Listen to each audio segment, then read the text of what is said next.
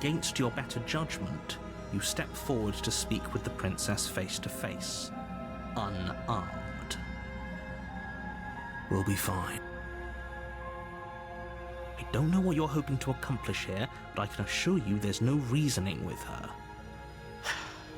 Just make sure you don't forget about the blade on the floor. You're going to need it. What's up everyone, I'm Dan and thanks to Evolve PR for the review code for Slay the Princess, the Pristine cut on the Nintendo Switch. You find yourself on a solitary path in an ominous forest led to a remote cabin where a princess lies imprisoned. Your mission is to kill her. If you don't, the world will supposedly end, but as you progress, you start to wonder, is this mission as straightforward as it seems?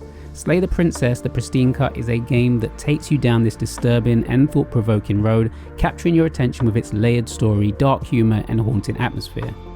The game establishes a unique tone immediately, blending elements of horror with a romantic, tragicomic twist. With narration from Jonathan Sims and Nicole Goodnight, both renowned for their vocal talents, every moment feels intensely intimate. Their voices guide you as you grapple with a mission that at first feels simple, but quickly complicates as the princess tries to charm, beguile, and even deceive you. The story structure, one where players constantly question their purpose and moral compass, is reminiscent of dark fairy tale and philosophical thought experiment rolled into one. Visually, Slay the Princess, the Pristine cut captures a dark fairy tale feel. The black and white hand-penciled frames from graphic novelist Abby Howard evoke an eerie, sketched quality that feels both rough and hauntingly beautiful. Flickering images and parallax effects add depth, creating a sense that the game's world is barely contained behind the glass of your screen.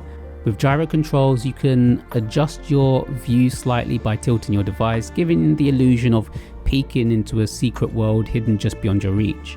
The music complements the game's atmosphere, building suspense and guiding emotional cues as players make their way through encounters with the princess. The mix of intense visuals and haunting music pulls you deeper, blurring the line between game and dark fairy tale. One of the game's standout features is its interactive storytelling. With choices that shift the narrative and affect the outcome, Slay the Princess brings you to a crossroads multiple times.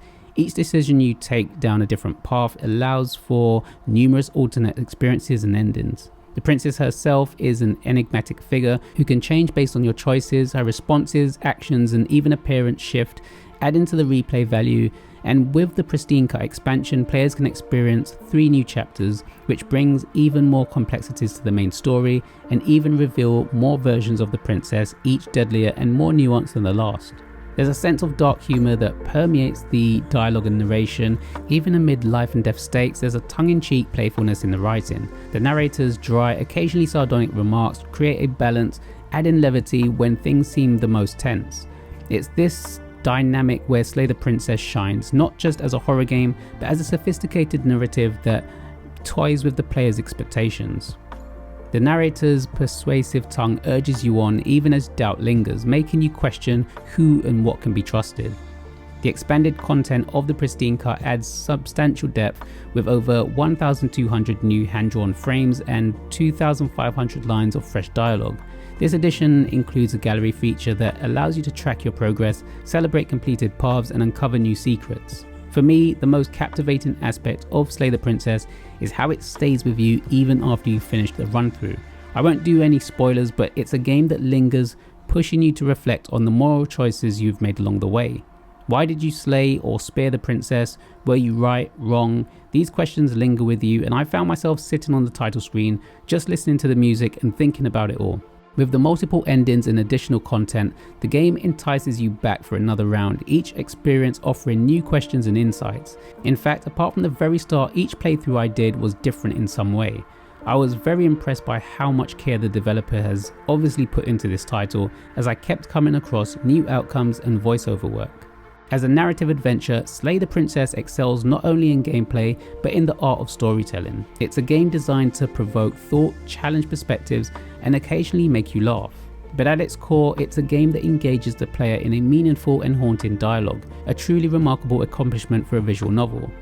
The replay value alone is remarkable, with new pathways and endings waiting for players willing to revisit the unsettling cabin and its enigmatic occupant. Whether you stay committed to your mission or explore alternative routes, the game rewards curiosity, nudging you to see how each choice molds the story. For fans of unique horror, narrative-driven games, Slay the Princess the Pristine Cut is a must-play. I really enjoyed this game. It's a combination of sketched visuals, layered storytelling, immersive voice acting, and evocative music create a game that is both haunting and profound. It's a tale that will follow you, whispering in your ear long after you've closed the book, or in this case, stepped off the forest path. Slay the Princess the Pristine Cut is out now on the Nintendo eShop, priced at $17.99 in both the UK and the US. Have you played this one? And if so, what did you think about it? Let me know your thoughts in the comments below. Thanks as always for watching, and until next time. As the princess approaches the bottom stair, your body steps forward and raises the blade. Wait, this isn't fair. You can't just do that. Watch me.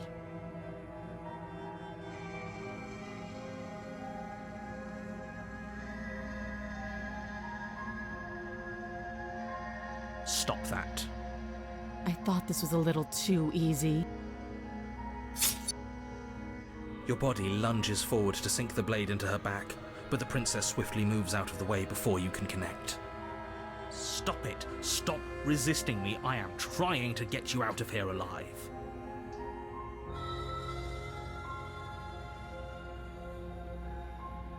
The blade. Move the blade.